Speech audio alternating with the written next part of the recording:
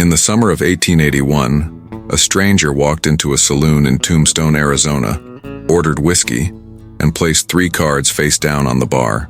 Within an hour, 2 men were dead in the street, and the bartender swore he never heard a single threat exchanged.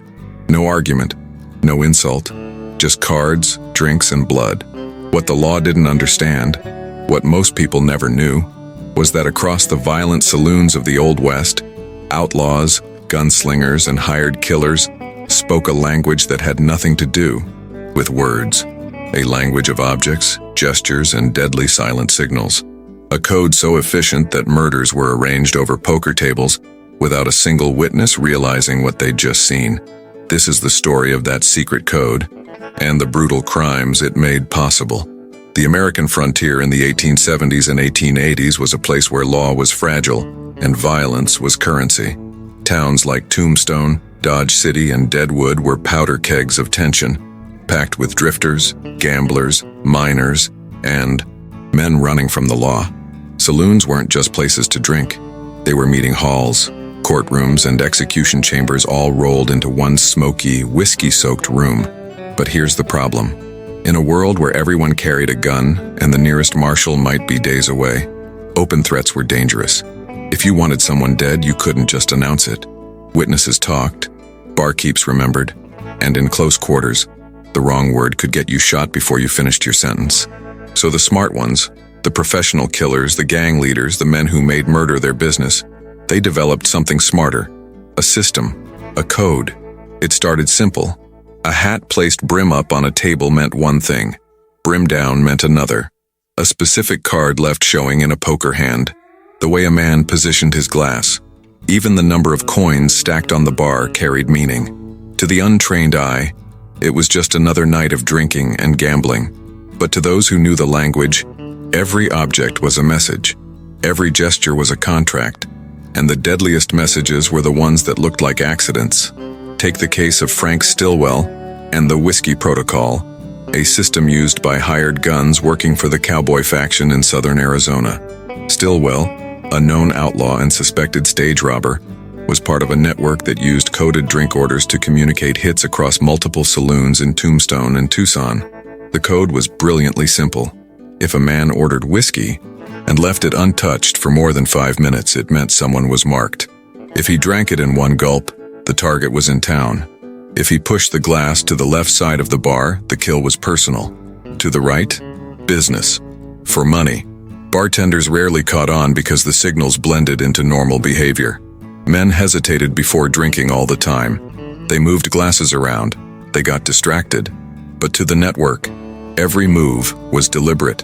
In March of 1881, a gambler named Johnny, Ringo, walked into the Oriental Saloon, ordered bourbon, and placed a single silver dollar beside his glass. Heads up. 20 minutes later, he left without finishing his drink. The next morning, a rival gang member was found shot in an alley 3 blocks away. No witnesses, no motive anyone could prove. Just another violent death in a violent town. But it wasn't random. It was choreographed. Lawmen like Wyatt Earp and Earp knew something was happening. They could feel it. Too many deaths. With no clear arguments beforehand. Too many killings where the shooter claimed self-defense and a dozen drunk witnesses backed them up. But they couldn't crack the system because they didn't know the language. And then came the cards. Playing cards weren't just for gambling. In the hands of a killer, they were a mobile, untraceable message system. Aces meant authority, the person holding the contract. Kings were targets of value, usually wealthy or influential. Jacks were disposable, low-level, enemies or witnesses who needed to disappear quietly. And the suits? They indicated method. Spades, shooting. Hearts, poison, or something that looked like natural causes. Clubs, beating, or blunt trauma. Diamonds, make it public, send a message. On the night of October 25, 1881, just hours before the famous gunfight at the OK Corral, witnesses reported seeing Ike Clanton playing poker in a saloon with several other cowboys. During the game, he laid down 3 cards face up, the Jack of Spades, the 10 of Spades, and the Ace of Clubs. Then he stood up, tipped his hat, and left without a word. If you love dark, real stories from the Old West, the ones that textbooks left out, consider subscribing and leaving a like. It genuinely helps bring more of these buried cases to light. And now, back to the deadliest card game in Tombstone. What Clanton had just done, according to later testimonies from informants, was signal an ambush, a lower value target, killed by gunfire, with backup standing by. The target? Some believe it was Morgan Earp. Others think it was Virgil.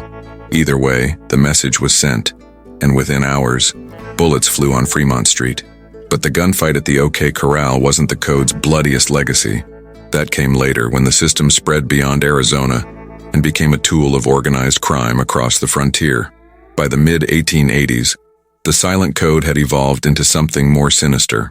Outlaw networks in Wyoming, Montana, and New Mexico adopted variations of the system, adding their own symbols, knife marks on bar tables, specific brands of tobacco left on windowsills. Even the direction a man's spurs faced when he sat down carried weight. In 1884, a range war in Johnson County, Wyoming, saw at least a dozen killings orchestrated through coded signals passed in saloons and trading posts. Ranchers and hired guns never spoke openly about their targets. They simply played cards, smoked, drank, and people died.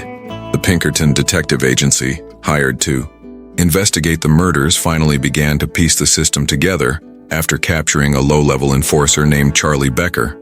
Under interrogation, Becker revealed fragments of the code, but not enough. He claimed that each gang had its own variation, and outsiders who tried to fake the signals were usually killed immediately.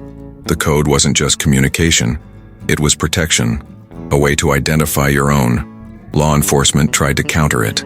Some sheriffs banned certain card games or required bartenders to report suspicious behavior, but it was impossible to enforce. How do you arrest a man for placing his hat on a table? How do you prove murder from the way someone stacked coins? The code remained largely unbroken until the late 1890s, when the frontier itself began to disappear. Railroads brought more law. Towns became cities. The wide-open chaos of the 1870s and 80s gave way to something resembling order.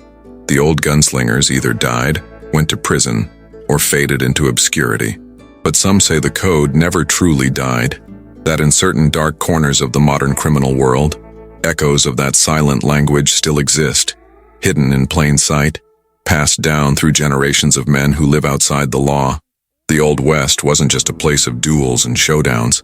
It was a calculated, brutal chess game played by men who understood that the most dangerous weapon wasn't always a gun. It was information. The code they created turned ordinary objects into instruments of death and transformed crowded saloons into invisible murder rooms. And the most chilling part? We'll never know how many men died because of a card left face up on a table. How many families were destroyed by a glass pushed 3 inches to the left? How many killers walked free because no one realized they'd just watched a contract being made? The secret code of the Old West reminds us that evil doesn't always announce itself.